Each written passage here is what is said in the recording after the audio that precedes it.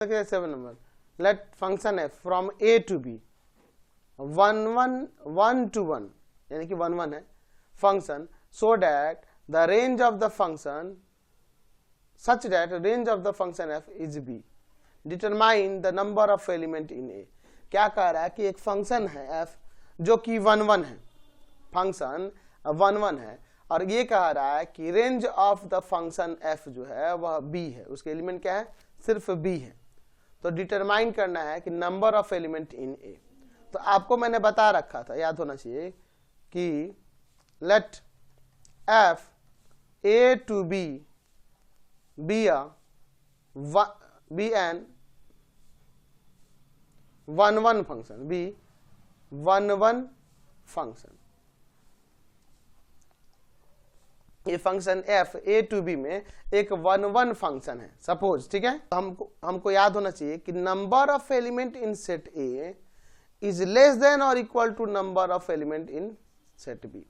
यानी कि अगर ये 1 1 हो रहा है तो नंबर ऑफ एलिमेंट ए के जो होंगे नंबर ऑफ एलिमेंट बी से लेस देन होंगे या फिर इक्वल होंगे। तो हमारे पास अगर हम लोग देखिए तो रेंज ऑफ द फंक्शन जिसमें एलिमेंट क्या है, सिर्फ बी है ना। यहाँ हमारे पास क्या दिया है कि range of the function F जिसमें एलिमेंट सिर्फ बी है, तो इसमें बी सेट का एक एलिमेंट क्या है, बी है, ठीक है। दैट मीन्स ये बी ए के किसी एलिमेंट का प्री इमेज होगा, ए के किसी एलिमेंट का वो प्री इमेज होगा, है ना। बी है ना, यहां पे लिख सकते हैं B is a image of a element of set A. Set A के एलिमेंट का यह एक इमेज होगा। तो जब यह एक इमेज होगा सेट ए के एलिमेंट, तो सेट ए में कोई ना कोई एलिमेंट होगा।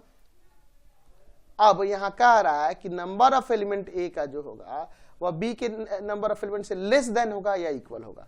तो चूंकि बी सेट में अगर हम लोग देखें तो उस बी सेट के एक ही एलिमेंट के साथ यह रिलेशन बना रहा है। इसका मतलब यह हुआ कि ए सेट में सिर्फ एक ही एलिमेंट होगा, यानी कहना है ना जी, ए सेट में कितना एलिमेंट होगा, एक ही एलिमेंट होगा। Therefore number of elements in set ए कितने होंगे जी, 1 होगा। नंबर ऑफ एलिमेंट कितना होगा, 1 एलिमेंट होगा उस सेट में।